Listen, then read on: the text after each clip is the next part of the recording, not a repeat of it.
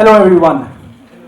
I'm going to speak about an ordinary child who always wanted to do extraordinary things but failed. Failed to face his fears. Let me take you on a journey of love of someone who battled performance anxiety, exam phobia, to someone who's a doctor and an international health campaigner. I'm going to share two turning points in my life.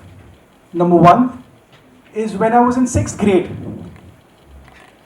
One day before exam, I ran high-grade fever and a panic attack. For me, exams were no less than a monster who always came to haunt me. I reached a point where my father thought, will my son ever be able to study? I used to beg my mother, please help me stay back home. And instead, my mother said, she's not going to give up on me. She took me to a student counselor and a clinical psychologist who was more like a friend, who comforted me with her reassurance. And we had few therapy sessions with time management, group discussions, breathing exercises, elocution, and public speaking. This helped me gain back my confidence. Because remember, at the same time, I have a younger brother who's so smart, who walked in any exam without even studying and who aced it. And I have an elder sister who's extremely brilliant. I always ask myself, why am I different from others? This is my first turning point, my visit to a student counselor.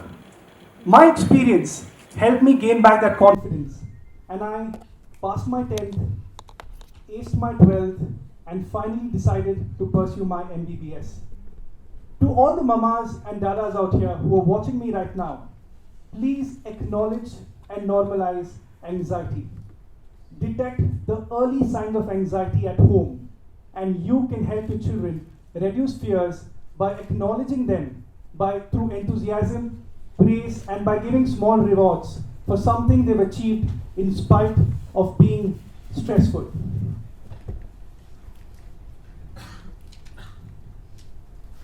But just when I thought life was beautiful, the same fear of exams came back to haunt me. It came to haunt me when I was in my final year of medicine. I passed my 3 years MBBS like a pro again, but when I was in my final year MBBS, you're hearing that right, I went to the exam hall just like any other final year medical student, and I impulsively decided to turn my back. I did not appear for my final year MBBS, not once, not twice, but thrice. And I still thank my driver. In fact, he was my father's driver who dropped me to the college, and I was able to convince him. And he spent time with me at Cafe Coffee Day for 3 hours. The second turning point was when I realized something was missing in my life, something I had to experience. In the year 2016, I visited Iraq as a part of my annual pilgrimage. I visited internally displaced camps, refugee camps, spent time with the families and children, and tried to understand what they were going through. I was exposed to the harsh ground reality and other side of the world we lived in. I met these children and I was so overwhelmed with emotions because these children have a beautiful smile, not knowing what's going on in their lives. I remember it was my last day in Iraq and I had $50 in my pocket. And that $50, I was going to purchase a leather jacket. Like anyone else, you get really good leather jackets in Iraq. As I was walking towards the shop, I just thought to myself, these beautiful faces were striking my eyes, and I thought to myself that again I get back home. It's the same old life, full of stress, the exam phobia. Instead, I wanted to invest that $50 to buy toffees. I bought those toffees and I visited a school for orphans in Iraq. And this is my $50 jacket story. I spent half a day with 700 orphans in a school in Karbala, Iraq. And you can imagine 700 orphans, $50 chocolates, and the toffees were really small. These beautiful children connected with me through a language of love. I did not know Arabic and the children did not know English. As I was spending time, half a day, the principal took me to his chamber and he showed me two little girls crying inconsolably due to pain. I asked the principal, why are these children crying? And the principal said they have a hole in the heart. And he asked me to help them, looking right through my eyes. And that one request changed my life. I asked myself, are my problems bigger than theirs? How can I help them when I'm battling with my own anxiety? Should I wait for 10 years where I'm financially stable to help them? Or what can I do today? But what can I possibly do today when I have my own hurdle? With this thought, I left the place with a heavy heart and an open mind. I decided to help these children. And on the way to the airport, while I was coming back to Bangalore, I happened to read a story which said, there was a man walking across the street and there was this hungry old man crying of hunger. The man was disturbed by the sight. He looked up to the sky and asked God, why aren't you doing something? The man does not receive any reply. The next day, the God whispers to him and says, I've certainly done something and I have made you. You and me are mediators. And that's when I realized I found my purpose. I decided to help these children, and the only hurdle between me and them was this exam.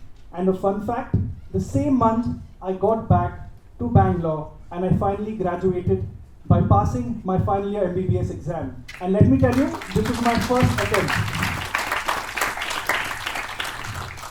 The same year, the same month, I got in touch with my friends in London from an international charity organization in London. And I explained to them my experience. And I told them, look, we're going to do something for the children of Iraq.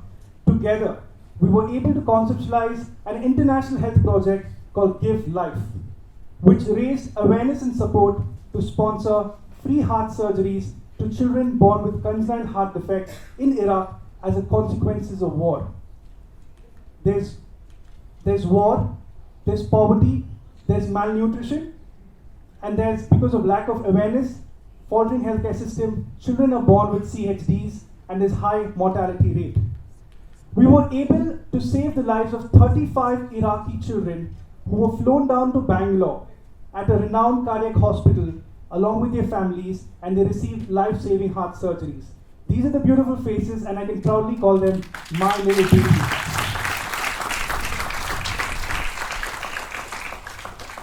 We were successfully able to reach out to like-minded people across the world from different backgrounds, from different mindsets. And we realized the importance of combining our resources and strengths to help the most vulnerable children in this world. In the process, we also reached out to Yemeni children last few months and also Indian children. And this year, we aim at saving another 20 heart surgeries of Indian children and Iraqi children. In my whole experience in public health, I developed the importance of building bridges between countries and Indian healthcare. We, having one of the best healthcare in the world, we need to build channels of communication, bridges in an era where walls are being made, proposed to divide people. Seeking professional help and finding a purpose in life will help you rise from the embers. We need to understand that we identify the signs of anxiety at home, office, workplaces, colleges at an early stage. We need to understand that vision without action is merely a dream. Action without vision is merely a passing time. But vision with action can change the world. We need to understand that success and final are two sides of the same coin, but it is the courage to continue that counts. Let us stress on stress prevention. Why manage stress when we can prevent it?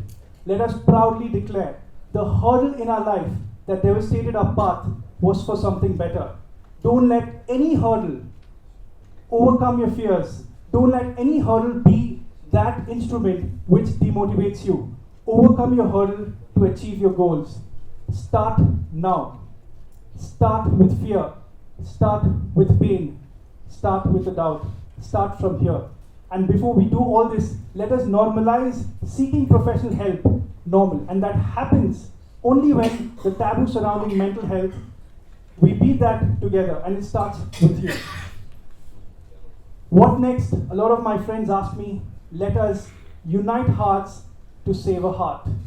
And let me also admit, I was really nervous to come here. I'm just glad I made it on the stage. And I'm happy that I didn't take a U-turn and skip my TED talk. Thank you so much.